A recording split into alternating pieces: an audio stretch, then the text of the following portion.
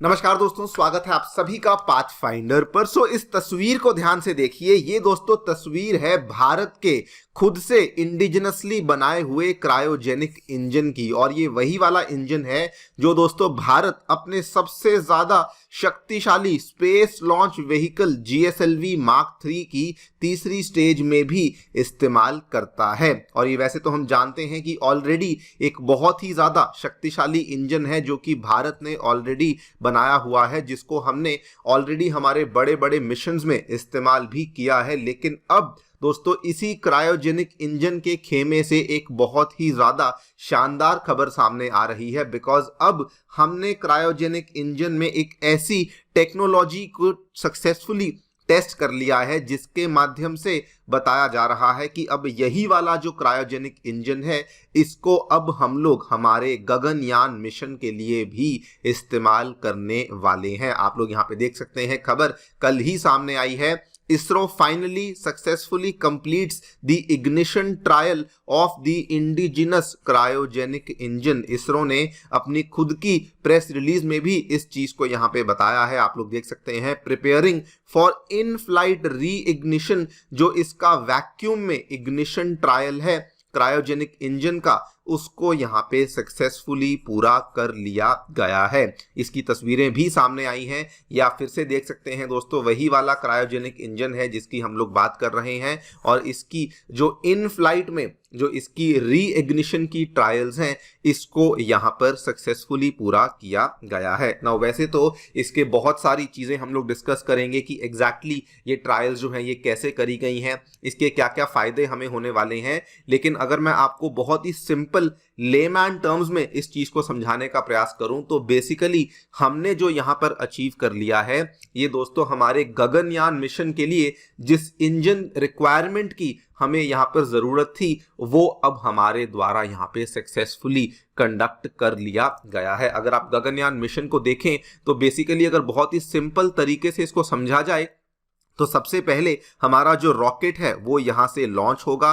Launch होने के बाद वो अपने ऑर्बिट में जाएगा। ऑर्बिट के बाद वो यहां पर कुछ देर तक रहेगा एंड उसके बाद उसको फिर से एक बार यहां से इसकी जो बूस्टिंग है वो यहां से शुरू होनी है। और यहीं पर जो इसकी बूस्टिंग होने के लिए हमारी इंजन में एक स्पेशल रिक्वायरमेंट की आवश्यकता थी, जिस रिक्वायरमेंट को फाइनली हमारी इसरो के द्वारा यहाँ पे टेस्ट कर लिया गया है। इसके बारे में डिटेल में आपको आगे जाके मैं जानकारी दूंगा, लेकिन अभी के लिए इतना जान लीजिए कि ये वाला जो हमारा रिक्वायरमेंट था ये फाइनली पूरा हो चुका है, जिससे कि हम लोग ये कह सकते हैं कि हमारा गगनयान मिशन में जो भी हमें इंजन की रिक्वायरमेंट्स थी वो अब हमारी पूरी हो चुकी हैं। बात करेंगे डिटेल में दोस्तों कि क्या एग्जैक्टली देखने को मिला है, कहां पर ये टेस्ट कैरी आउट किया गया था, एंड ऑल्सो इस टेस्ट से भारत को, हमारे गगनयान मिशन को क्या क्या फायदे होने वाले हैं, इसके बारे में चर्चा भी करी जाएगी। आइए शुरू करते हैं मेरे साथ। मेरा नाम है अनिरुद्ध। यदि आप लोग हमें फॉलो करना चाहते हैं, हमारे लेक्चर्स के अपडेट्स को प्राप्त करना चाहते हैं, तो यहाँ पर दिए गए टेलीग्राम चैनल्स के माध्यम से ऐसा कर सकते हैं। दोस्तों आगे बढ़ने से पहले आप सभी को बताना चाहूंगा कि अनअकैडमी ने आपकी यूपीएससी परीक्षा की तैयारी को आसान करने के लिए जितने भी यूपीएससी के साथ जुड़े हुए रिसोर्सेज हैं, फिर भले वो मंथली करंट अफेयर मैगजीन्स हो, प्रीवियस ईयर क्वेश्चंस हो, प्रीलिम्स के मॉक टेस्ट हो, एनसीईआरटी नोट्स की समरीज हो, ये सभी चीजें आपके लिए टोटली निःशुल्क अवेलेबल करवा दी हैं। इन सभी चीजों के जो लिंक्स हैं वो आपको नीचे डिस्क्रिप्शन बॉक्स में अवेलेबल करवाए गए हैं। कोई भी आपको डाउट है, कोई भी आपको क्वेरी है, तो आप लोग डायरेक्टली नीचे दिए गए इन फोन नंबर्स पे फोन भी कर सकते हैं। All right, so directly coming to the news, क्या देखने को मिला है दोस्तों, हमारा जो इंडिजिनसली डेवलप किया हुआ क्रायोजेनिक इंजन है जिसको हम लोग CE-20 के नाम से जानते हैं, उसका जो री इग्निशन ट्रायल है वो इसरो के द्वारा यहां पर पूरा कर लिया गया है। सबसे पहले ये वाले जो ट्रायल्स हैं आपको बता दूं, हमारी दोस्तों जो तमिलनाडु में महेंद्रगिरी के नाम से जगह है जहां पर इसरो का प्रोपल्शन कॉम्प्लेक्स है, जहां पर उसकी हाई एल्टीट्यूड टेस्टिंग फैसिलिटी देखने को मिलती है, वहीं पर इस टेस्ट को बेसिकली कैरी आउट किया गया है। Now before we talk about कि इसके क्या फायदे हमें होंगे, मैं आपको टेस्ट के बारे में बेसिकली बता देता हूं। तो देखिए, जब तो आपका जो रॉकेट है, जब तो वो जमीन से बेसिकली टेक ऑफ करता है, तो वहां पर तो उसकी टेकिंग ऑफ जो है वो इतनी मुश्किल नहीं होती। क्यों? क्योंकि वहां पर हवा अवेलेबल होती है। एयर के केस में उसका जो कंबशन है, यानी कि उसमें जो आग लगने का प्रोसेस है, वो काफी सिंप्लीफाई हो जाता है। लेकिन अगर आपका जो रॉकेट है वो मान लीजिए उड़ान भरने के बाद स्पेस के अंदर पहुंच चुका है, और अगर आप लोग वहां पर उस रॉकेट को फिर से रीइग्नाइट करना चाहते हैं, फिर से उसमें कंबशन करना चाहते हैं, तो वहां पर कंडीशंस काफी मुश्किल हो जाते हैं। क्यों?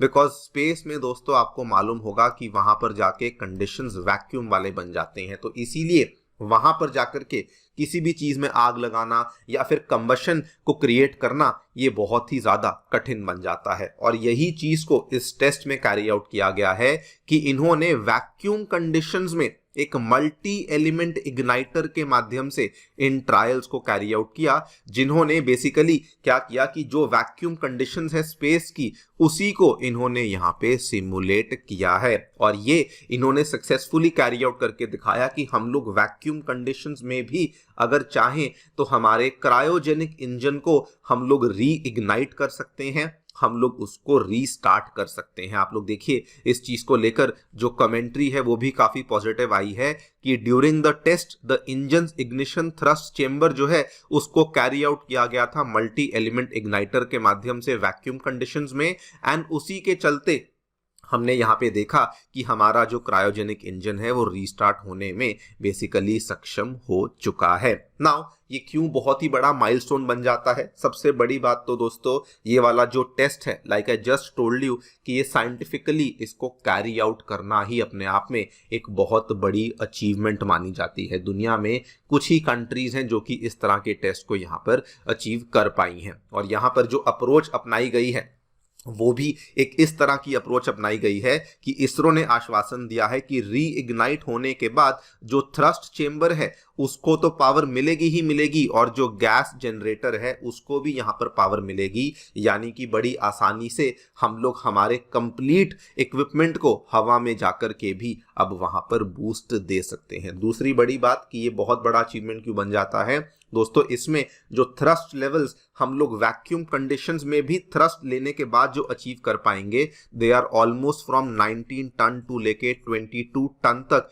In flight. ये बहुत बड़ी बात है। यानी कि अगर आपका कोई बहुत हैवी इक्विपमेंट भी है जो कि स्पेस में है और उसको आपको वहां पे थ्रस्ट देनी है, कंबशन देनी है, तो आप इतने भारी इक्विपमेंट को स्पेस में से ही बेसिकली थ्रस्ट और कंबशन देने में सक्षम हो जाते हैं। अब इसकी एप्लीकेशन समझ लीजिए गगनयान मिशन में कैसा होगा। तो देखिए दोस्तों, सबसे पहले तो इसको यहाँ पे जमीन पर से हम लोग लॉन्च करेंगे। वहां पर तो कंबशन में कोई दिक्कत नहीं है क्योंकि वहां पर तो एयर अवेलेबल है। उसके बाद ये अपना ऑर्बिट में जाएगा, वहां पे कुछ देर तक रहेगा। लेकिन जब इसको ऑर्बिट से वापस आना है तो ऑर्बिट से वापस आने के टाइम पे ये वाला जो स्टेप है, यहाँ पर आपको इसको फिर से थ्रस्ट देने की आवश्यकता है।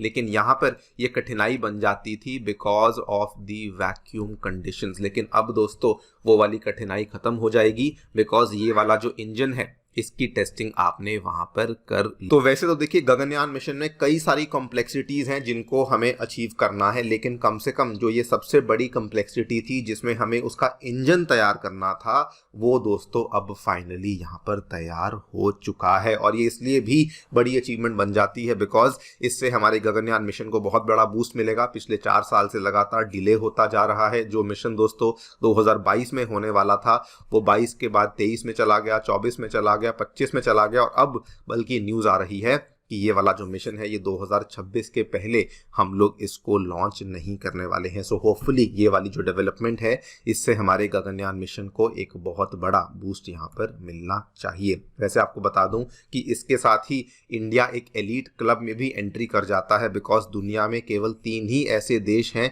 जिनके पास इस तरह के इंजन्स अवेलेबल हैं जो कि human space flight capable programs में इस्तेमाल हो सकते हैं। और अब भारत के पास भी एक ऐसा इंजन बन चुका है, इंडिया दोस्तों अब फोर्थ ऐसी कंट्री बन चुका है जो कि इस तरह के मिशंस को कैरी आउट यहाँ पर कर सकता है। वैसे आपको बता दूं, जस्ट आज से कुछ ही दिन पहले इसरो ने सिमिलर जो कैपेबिलिटी है वो अपने विकास इंजन में भी डेमोन्स्ट्रेट करी थी। अभी जस्ट 20 दिन पहले की बात है। ये वाला वही विकास इंजन है जो दोस्तों हम लोग इस्तेमाल करते हैं हमारी PSLV की सेकेंड स्टेज में, और इवन हमारे GSLV की भी सेकेंड स्टेज में जो यही वाला विकास इंजन है इसका इस्तेमाल किया जाता है। इसके मायने ये थे कि हम लोग जो हैं वो रीयूजेबल लॉन्च व्हीकल्स के लिए जो इंजन्स चाहिए होते हैं उसको भी अब यहाँ पर बनाने में सक्षम हो चुके हैं। सो ओवरऑल इसरो की जो प्रोग्रेस है आई थिंक हमें उसकी यहाँ पे डेफिनेटली बहुत दाद देनी होगी। बाकी आप लोग जो भी सोचते हैं हमें डेफिनेटली बताएं कमेंट सेक्शन में। Thank you so much for listening, stay tuned and